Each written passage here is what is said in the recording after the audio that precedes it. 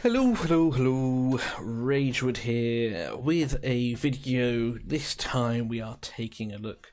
What is arguably, well, it's not even arguable to be fair, it is the hardest dungeon here in Dragonheir Silent Gods. Now, my team I haven't really focused on in a while. It does work, but it takes almost 3 minutes, 2.5 to 3 minutes, so it's something that I need to work on.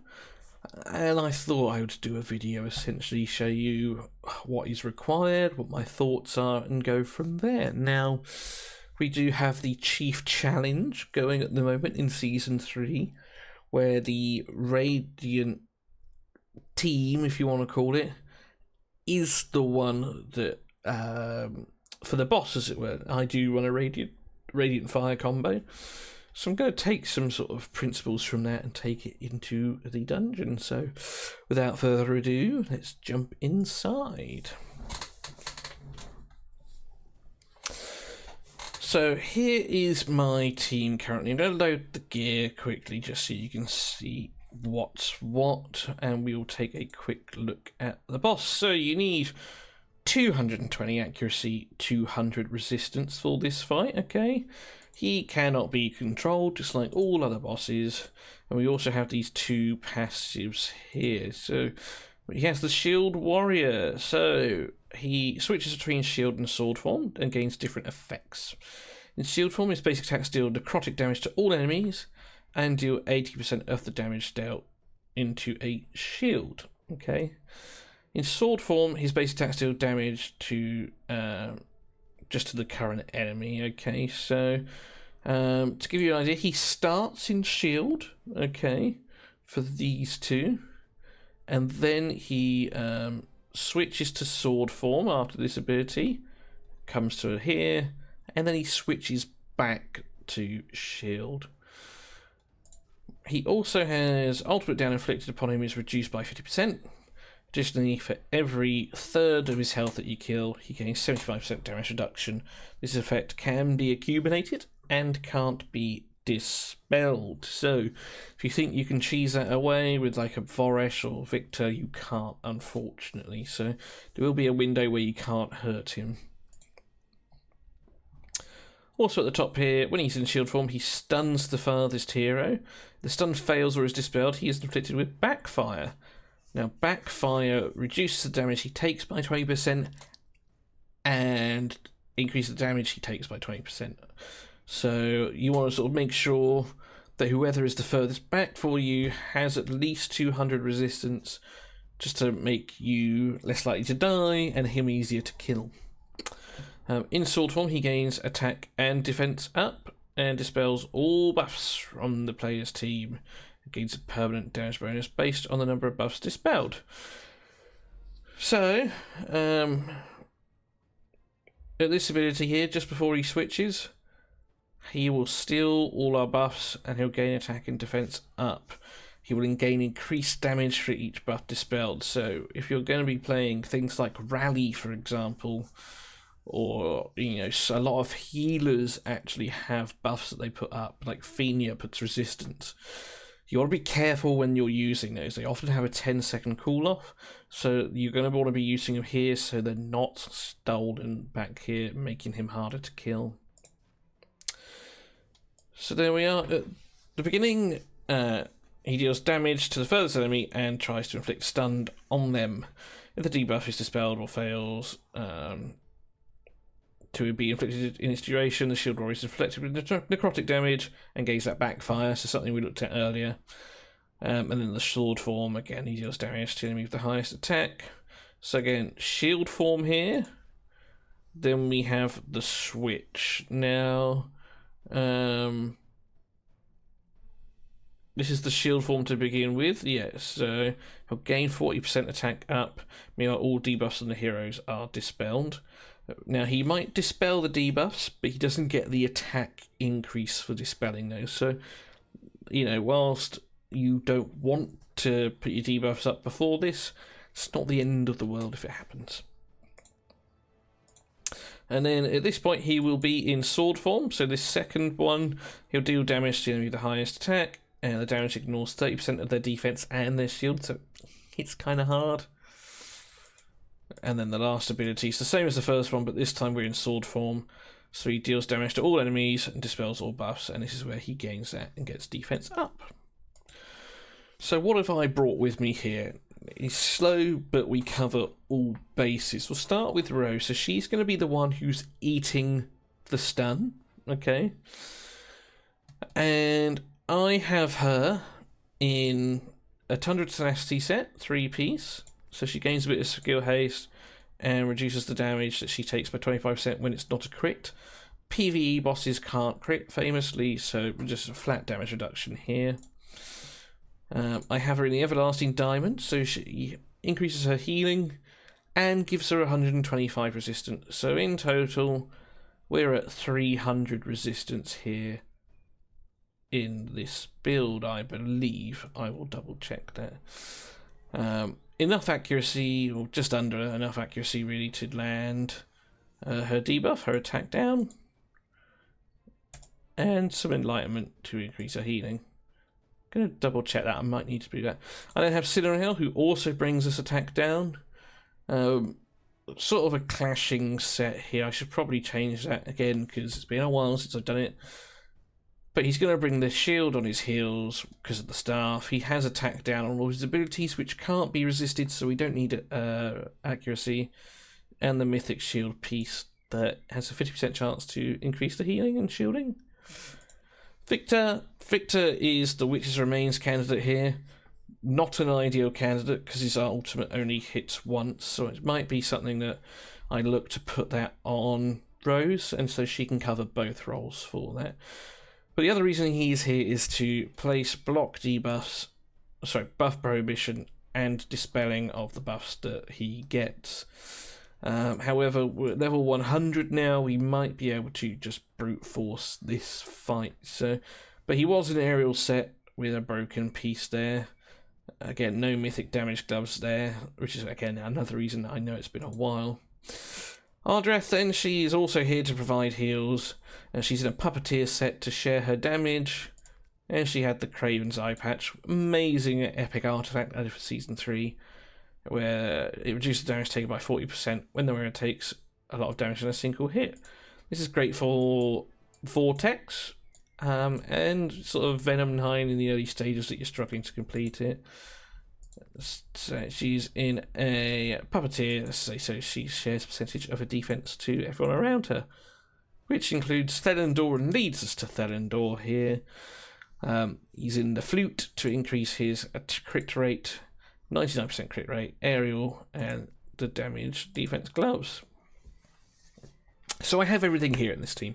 I have my attack down, I have my defense down, and the skill timings are done in such a way that I try not to have any buffs up when the ultimate comes around on that 18-second rotation. Now, there are some caveats to this. I have no control on Ardreth's defense up on her battle skill. I can only really control Cinderell's invulnerability. But I'll show you the run, and then I'm going to make some changes and see if I can make it quicker. So here we go. So as you can see, he tried to stun Rose back here, failed, and so we had that backfire. Victor then goes after the debuff cleanse, places his defense down, places recharge speed penalty, buff prohibition, and there we are. Rose obviously placed the attack down, and then the shield went off to protect against these AoE attacks. Again, tried the stun to go out, failed, got the backfire on. Victor placing the defense down, Thelendor coming back in. Now we've got to the point where we've triggered the passive, so he gains 75% damage reduction at the moment until that disappears. Just here. Gonna wait for it to drop off. There we go. We can start doing damage again in line with the rotation. Backfire back up. Victor going probably a bit fast there, really, because it's going to get cleansed off, so that's something we can work on. He's obviously moving too quick. We're not getting the full benefit there of that defense down. Backfire back up. Defense down there, but again that's getting cleansed off, which is not ideal. Thendor goes again, so yeah, definitely Victor needs to be put on a timer there, rather than just letting him go default. Trigger the damage reduction passive there again. Victor failed to land the defense down, but would have got cleansed anyway. Thendor coming in again. Now at this stage, say we've triggered the damage reduction passive twice, so you know, we shouldn't get that again. But I'm looking at the recharge speed penalty as well, and that's clearly having a role in the reason that we're getting all these debuffs cleansed. I probably haven't taken that into consideration. So definitely some things to look at here. Probably going to look to say to take Victor out entirely, or one of the other supports to bring in another damage dealer and make this a little bit quicker. So it's 2 minutes 21 or 2 minutes 31. I saw it ended at a 9. Okay, 2 minutes 20, not 21. But say, team is consistent, but not fast. So we're going to look to change that. Just looking at what we've got here, going to look to probably sell that one. Resistance, going to look to sell that one. Not that I don't need resistance, but didn't have complementing stats. Flat attack and enlightenment. I don't like that route. And then lastly, that one is a keeper, so we do like that one. Right, gonna have a tinker with the team, see if we can speed it up, and we'll come right back. Right, so here we are again now with the new team. So what I've done is I've dropped Victor from this, okay, in favour of Huberg. Put a bit more damage in, okay. Now I'm not sure how much this is going to speed the run up by. It might not speed it up by that much at all. But we'll see how it goes. So we have moved Cinerel into a puppeteer set, rather than that sort of broken 3-piece, so he can share his defense to Huberg and Thelendor. Still got the shield to increase healing. I've put Ardreth now in the ancestral set, so she's going to take some of the damage, just take some of the heat off the damage dealers, and have the mystical chest to increase healing. Double damage here. And then Rose we've got in Witch's Remains, so a little bit under the accuracy threshold. I believe that was 220. A little bit over the resistance threshold, so they're very close to the mark. And I've got her in the Tunnel Kings, which is not the best. This is flat HP, but it does have some resistance, and I'm using it mainly for this, so chance to dispel the debuffs, dispel a buff when inflicting debuffs. So fingers crossed that it works, and we'll start the run here and go from there. So I've timed it so Rose goes first, but we did eat a stun there, so we're going to have to just hold our damage dealers off for a moment, and with a bit of luck Rose will still get in. Didn't dispel the sword there, or the increase attack, that's okay.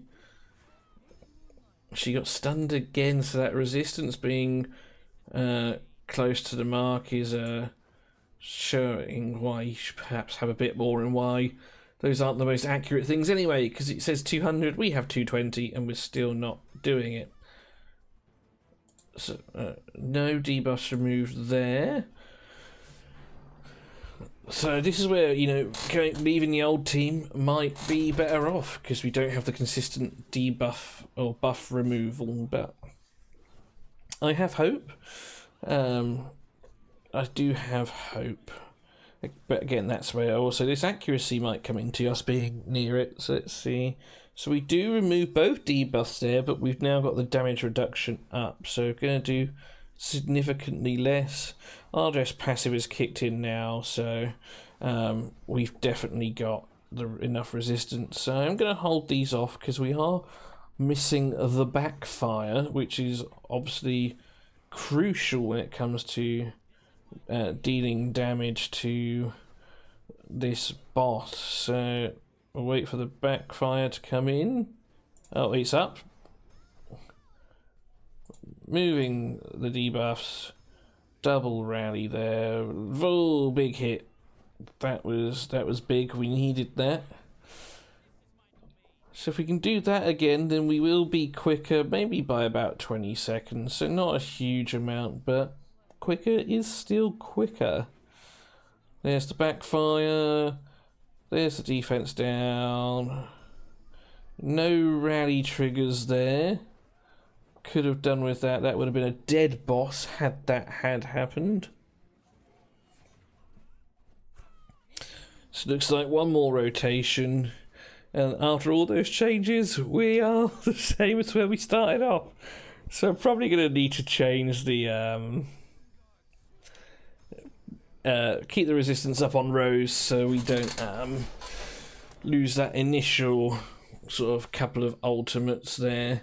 But as you can see, I did do it 10 seconds quicker last time, so it is still quicker and better. There we are then, guys. So thanks for watching. Okay, I hope this has given you a bit of insight in how the Ancient Battlefield boss works. Okay, look after yourselves. All right. Work hard, but most importantly, play harder, and I'll see you in another one soon.